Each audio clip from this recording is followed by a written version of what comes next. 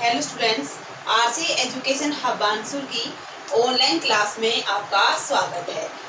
सूरदास के पद नंबर 4।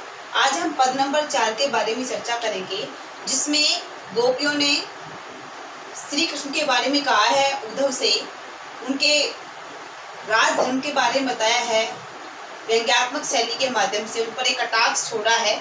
वो सब बातें हम यहाँ, एक राजा का धर्म क्या होता है यह भी बताया गया है, वो सब बातें हम यहाँ ग्रहण करेंगे, समझेंगे। सबसे पहले हम पद को पढ़ते हैं। हरि है राजनीति पढ़िया, समझी बात कहत मधुकर के समाचार सब पाए। एक अति चतुर भूते पहले ही अब गुरु ग्रंथ पढ़ाए। बड़ी बुद्धि जानी जो उनकी जोग संदेश पढ़ाए। उधो भले लोग आगे के पर हित डोलत धाए। अब अपने मन फेर पाई हैं चलत जो भूते चराए। ते क्यों अनीति करे आपुंजे और अनीति छुड़ाए। राज धर्म तो यह सूर जो प्रजा न जाई सताई।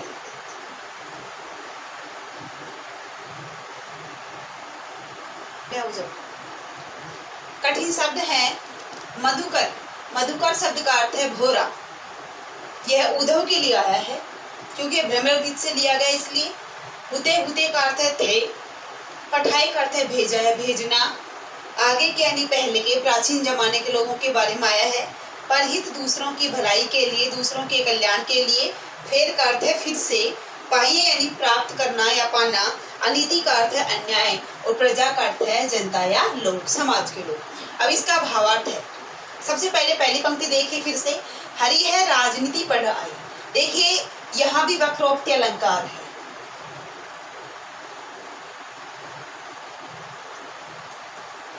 कौन सा अलंकार है? वक्रोक्ति, क्योंकि गोपियों के द्वारा श्री कृष्ण पर क्या कसा गया है?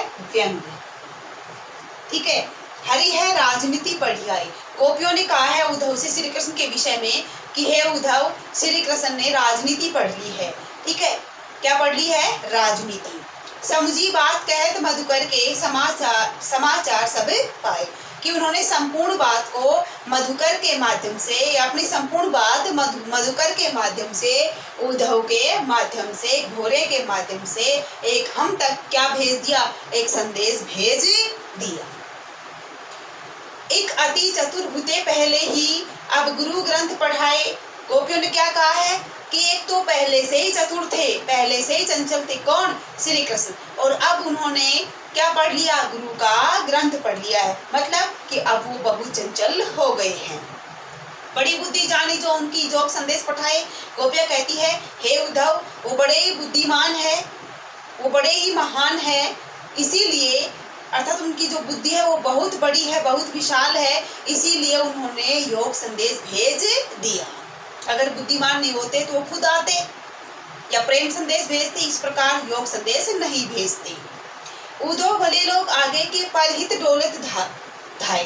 गोपियों ने इस जमाने की और प्राचीन जमाने के लोगों की तुलना की है, उनके व्यवहार की, कि हे उद्धव, पहले के जमाने के जो लोग थे, प्राचीन समय के लोग बहुत ही महान थे, बहुत ही भले थे, बहुत ही अच्छे थे, जो दूसरों की भलाई के लिए, दूसरों के कल्याण के लिए हर समय डोलते फिरते थे, दौड़ते फिरते थे, हर समय तैयार रहते थे। अब अपने मन फेर पाइए चलत जो भूते चुराए। गोपियों ने क्या कहा है कि हम अपना मन फिर से पाना चाहती है। कौन सा मन? कि जो मन श्री कृष्ण जाते समय चुरा कर ले गए थे, हम उस मन को फिर से प्राप्त करना चाहती हैं। ते क्यों अनीति करे आपुंजे और अनीति छुड़ाए। गोपियों ने स्पष्ट कहा है कि वो क्यों अनीति करते हैं, वो खुद अनीति करते हैं, वो खुद अन्याय करते हैं और दूसरों को अन्याय करने से मना करते हैं, रोकते। क्यों? क्योंकि वो राजा बन गए, राजा का धर्म पढ़ लिया, वे अन्याय करते हैं, दूसरों को दुख पहुंचाते हैं, खुद अनीति करते हैं और दूसरों को अनीति करने से रोकते हैं, दूसरों को अन्याय करने से मना करते हैं। राजधर्म तो यह सूर जो प्रजा ने जाई सताई। गोपियों ने उद्धव से राजधर्म के बारे में बताया कि राजा का धर्म क्या होता है, कि हे उद्धव, राजा का धर्म तो यह होता है जो प्रजा हित के कार्य करे, प्रजा हित में कार्य करे, जो प्रजा को नहीं सताए। तो इस प्रकार से गोपियों ने राजा का धर्म, इसमें राजा का धर्म बताया। ठीक है, थैंक्स क्लास।